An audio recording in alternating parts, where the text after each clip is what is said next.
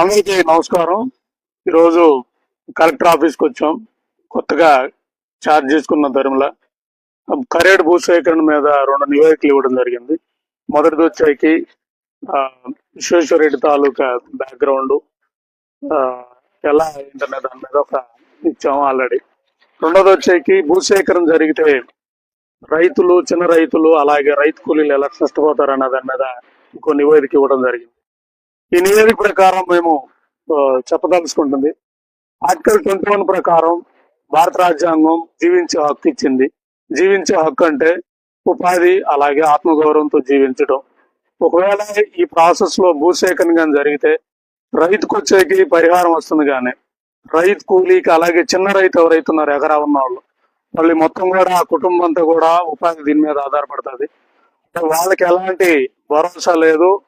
So మొన్న ఇచ్చిన జీవోలో సోషల్ అసెస్మెంట్ ఇంపాక్ట్ కూడా లేని పరిస్థితి కాబట్టి దీని మీద సమగ్ర రిపోర్ట్ తయారు చేసి ఇవ్వడం జరిగింది.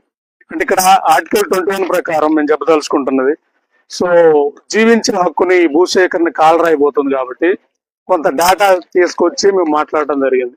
ఒక రైతు సుమారు ఒక భార్యాభర్త ఇద్దరు కలిపి 20 సంవత్సరాలు ఉంటే మొత్తం రోజుకి 350 రూపాయల లెక్కన ఇద్దరు కలిపి 700 రూపాయలు సంపాదించగలిగిన, సంవత్సరానికి 1,70,000 రూపాయలు సంపాదించగలిగితే ఈ భూసేకరణ జరిగితే 35 సంవత్సరాలు సంపాదించాల్సిన ఆదాయం పోయే పరిస్థితి వస్తుంది. అంటే ఇంచుమించు ప్రజెంట్ వాళ్ళే వ్యాన్యుటీ ఫ్యాక్టర్ కింద క్యాలిక్యులేట్ చేస్తే 58 లక్షల వరకు వాళ్ళకి పరిహారం ఇవ్వాల్సిన పరిస్థితి భూసేకరణ జరిగితే.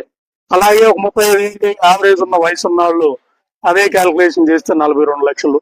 అలాగే చిన్నకారు రైతు ముఖ్యంగా, సో ఎకరా 2 ఎకరాలు ఉన్న రైతు కూడా వాళ్ళకి భూసేకరణ జరిగితే భూమి పరిహారం ఇస్తున్నారు, కానీ భూమి పరిహారంతో పాటు ఇలాంటి ఉపాధి పోయిన దానికి పరిహారం కూడా ఇవ్వాలి.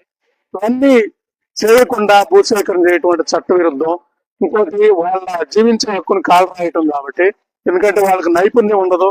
ఆ నైపుణ్యం లేనప్పుడు పట్టణాల్లో వలస కార్మికులుగా బతకాల్సిన పరిస్థితుల్లో ప్రభుత్వం ఇవన్నీ కన్సిడర్ చేయాలనేది మేము మాట్లాడడం జరిగింది. మేము కొన్ని సిఫార్సులు కూడా చేయడం జరిగింది. సిఫార్సులు మొదటిది వచ్చేకి, మీరు ఒకవేళ భూసేకరణ చేయదలుచుకుంటే మీరు పరిహారం మీరు క్యాలిక్యులేట్ చేయండి. ఆర్డీఓ డిపార్ట్మెంట్ తోటి మీరు క్యాలిక్యులేట్ చేసి వాళ్ళకి ఉపాధి ఎంత వస్తుంది, సంవత్సరంలో ఆదాయం ఎంత వస్తుంది, వాళ్ళ జీవితకాలం ఎంత ఆదాయం పోతారని మీరు క్యాలిక్యులేట్ చేయండి. అలాగే ఉద్యోగాల గురించి కూడా మనం మాట్లాడేది ఎమ్మెల్యే గారు. రైతులకు ఉద్యోగాలు అన్నారు, కానీ రైతు కూలీలకి ఉద్యోగాల గురించి మాట్లాడిన పరిస్థితి. వాళ్ళకి సంబంధించి ఉద్యోగాలు రావాలన్నా నైపుణ్యం ఇవ్వాల్సిన పరిస్థితి ఉంది. అలాగే సామాజిక అంశాల పరిశీలన వదిలేసిన వీటన్నిటి మీద ఇంకోటి చెప్పాలంటే ఉద్యోగ భద్రత ఇవ్వాలి. ఒకవేళ భూసేకరణ చేయాలనుకుంటే రైతు కూలీలందరికీ ఉద్యోగం కంపల్సరీ ఇవ్వాలి, అది చట్టంలోనే పెట్టాలి. అవన్నీ చెప్పిన తర్వాతనే మీరు భూసేకరణకి ముందెళ్ళాలన్న విధంగా ఈ నివేదిక ఇవ్వడం జరిగింది. ఇక్కడ మేము రాష్ట్ర ప్రభుత్వానికి చెప్పదలుచుకుంటున్నది, ఉపాధి అంటే కొత్తగా ఇవ్వండి, కానీ ఉన్న ఉపాధిని లేకుండా చేసి, జీవించే హక్కును లేకుండా చేసి, ఆ రైతుల్ని, రైతు మీద ఆధారపడ్డ వర్గాల్ని జీవితాలను దుర్బలంగా చేసే పరిస్థితి వచ్చే విధంగా ఉండకూడదు. ఒకవేళ అభివృద్ధికి అవసరం ఈ భూమి కంపల్సరీ అన్నప్పుడు వీటన్నిటిని చర్చించి వీటన్నిటిని తేల్చిన తర్వాతే భూసేకరణకి వెళ్ళాలని ఆమ్ ఆద్మీ పార్టీగా మేము ఇక్కడ మాట్లాడటం, దాని తాలూకు నివేదిక కూడా ఇవ్వడం జరిగింది.